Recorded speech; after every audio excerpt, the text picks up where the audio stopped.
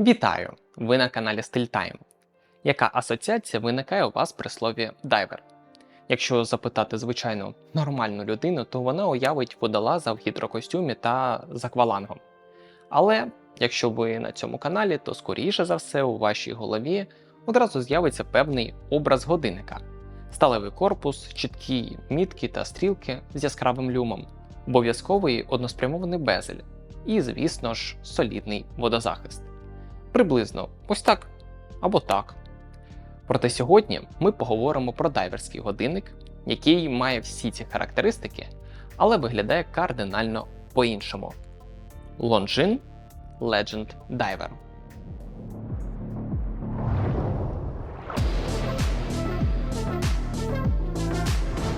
Перша половина ХХ століття – це час великих відкриттів, коли людина прагнула підкорити не лише небо, а й глибини океану. Звісно, для цього були потрібні надійні прилади, здатні витримувати занурення у воду. І Longines були серед перших компаній, які серйозно взялися за проблему герметичності, створивши ще у 1937 році перший у світі хронограф із водонепроникними кнопками. Історію сучасних дайверів зазвичай прийнято відраховувати з 1953 року, моменту появи культового Rolex Submariner. «Стой!» – скажуть годинникові знавці у коментарях. Ось ти й попався.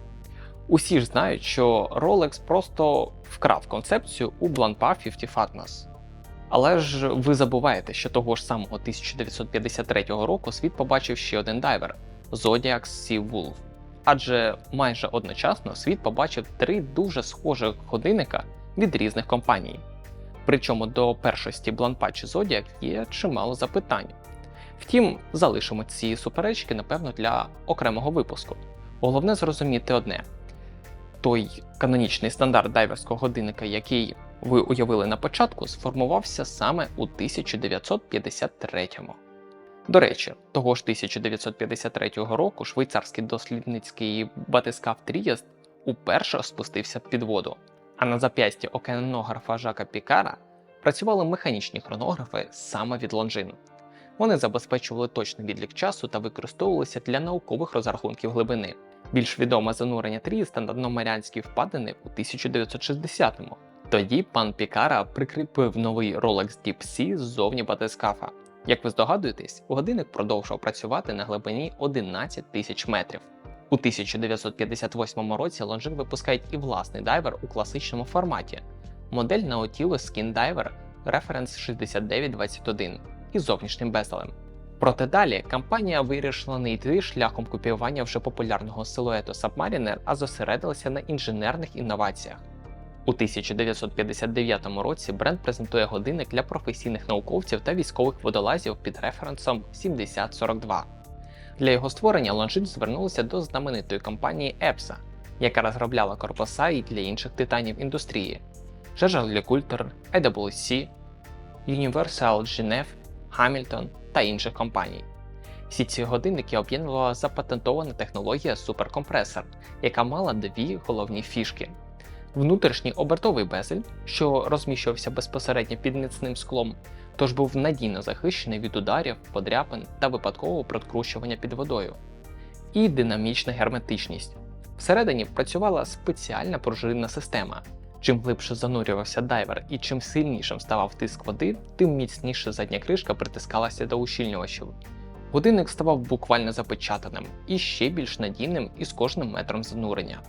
Але далі сталася історія, про яку часто кажуть, маркетологи знову перемогли інженерів. У 1960-70-х роках класичні дайвери із зовнішнім безелем остаточно захопили ринок, а популярність корпусу суперкомпресор пішла на спад. Проте, як на мене, спихати все суто на маркетологів того часу – це неправильно. Тут були абсолютно практичні причини.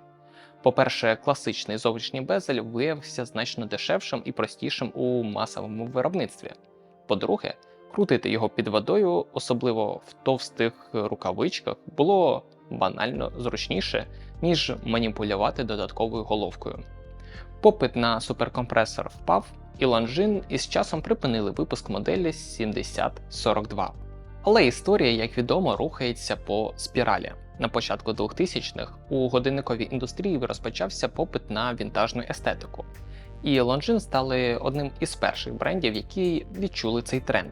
У 2007 році швейцарці випускають перевидання Legend Diver. Вони зберегли аутентичний дизайн оригінального суперкомпресора з його внутрішнім безелем, але зібрали годинник за найсучаснішими стандартами.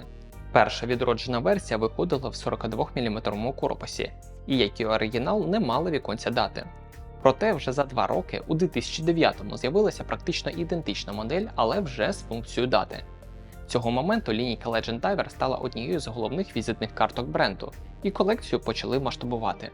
У 2019 році з'явилася жіноча версія в компактному 36-мм корпусі. 2020 рік запам'ятався релізом 42-мм ремейку без дати, але в бронзовому корпусі із титановою задньою кришкою. Сьогодні в актуальному каталозі Longines серія Legend Diver представлена в 3 розмірах – 42, 39 та 36 мм. Детальніше, сьогодні розглянемо модель у 42-мм корпусі із коричневим циферблатом на шкіряному ремінці. Давайте почнемо з розпаковки. І тут на нас чекає перша приємна несподіванка, адже годинник поставляється зовсім у незвичайному базовому боксі Longines. Перед нами суттєво більша, масивна та дуже презентабельна скринька, виконана під дерево. Вона одразу натякає на особливий преміальний статус моделі. Відкриваємо її, у центрі на м'якій подушці нас зустрічає сам годинник, а прямо під ним розміщена металева плашка з гордим написом Longines Legend Diver. Але це ще не все. Верхній ярус із годинником можна вийняти. Під ним, окрім стандартної гарантійної картки та документації, ховається справжній подарунок для поціновувачів – ілюстрована книжечка. У ній компанія Longines детально описує свої ключові досягнення та історичні події. І що найприємніше, окремий розділ у цій книзі присвячений саме Огюсту та Жаку Пікарам і легендарному зануренню батискафа Трієст. Така увага до деталей і власної спадщини викликає величезну повагу і одразу налаштовує на правильний лад.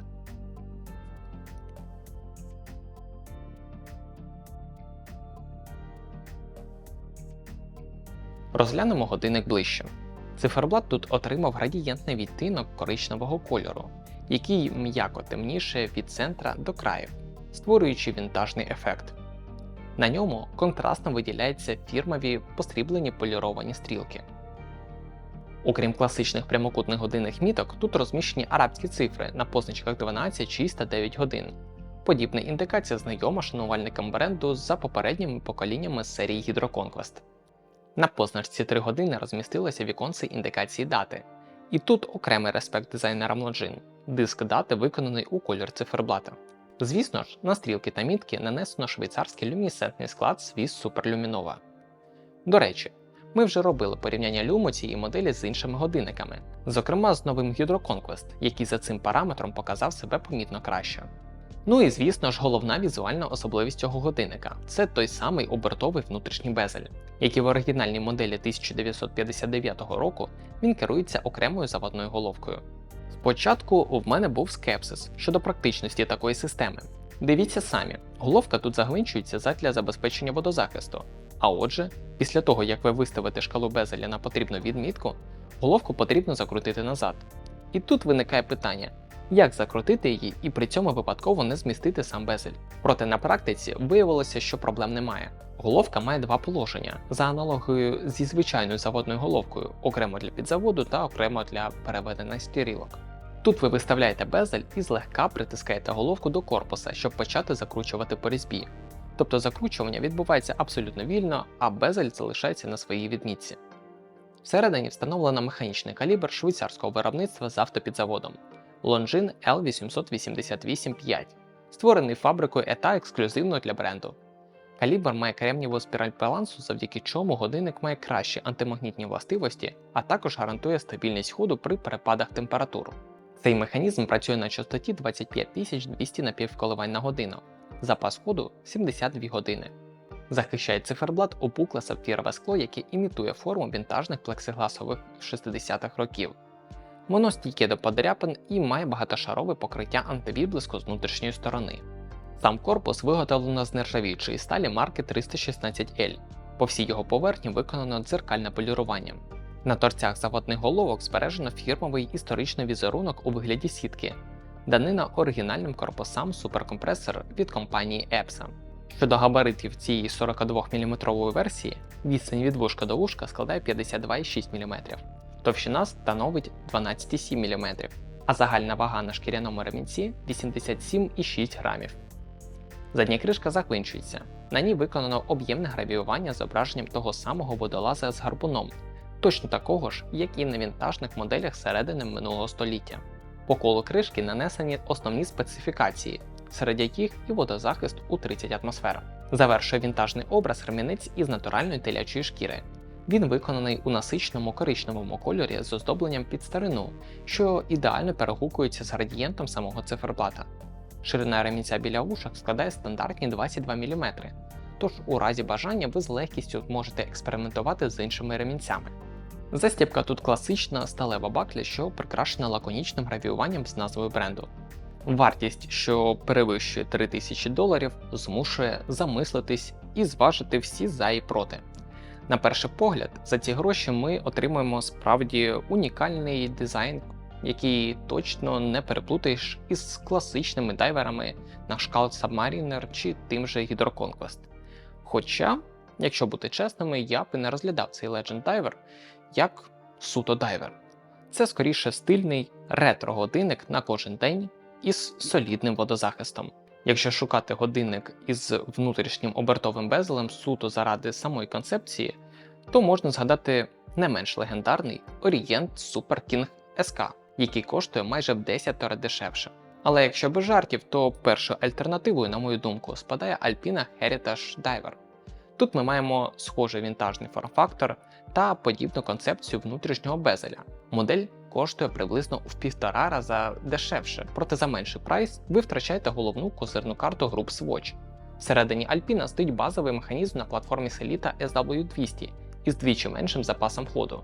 Усього 38 годин проти 72 у Longines. А от у ближчому до Longines ціновому сегменті є Maurice Lacroix Pontos S Diver. Проте тут заводна головка розташована на звичному місці біля позначки 3 години, через що корпус втрачає ту саму симетрію. До того ж, Pontos орієнтований на більш сучасну естетику і позбавлений духу ретро-історії. Ну і головне, всередині знову ж таки працює Sellita SW200 з тим самим скромним запасом ходу. Підбиваючи підсумок, можна сказати, Longines Legend Diver – це годинник із дійсно багатим історичним бекграундом. Я б не розглядав його як пряму заміну класичному дайверу. Це зовсім інша категорія. Це самобутній годинник з вінтажним дизайном для щоденного носіння. Тим паче, що пірнати із шкіряним ремінцем – це відверто не найкраща ідея. Що стосується посадки на руці, то варто враховувати габарити. 42-мм версія виглядає досить масивною і підійде далеко не на кожне зап'ястя. Тому обов'язково приміряйте перед купівлею. Друзі, а якщо цей випуск був для вас цікавим та корисним, не забудьте підтримати його вподобайкою, підписуйтесь на канал, щоб не пропустити нові відео. Дуже вам дякую за перегляд і до нових зустрічей!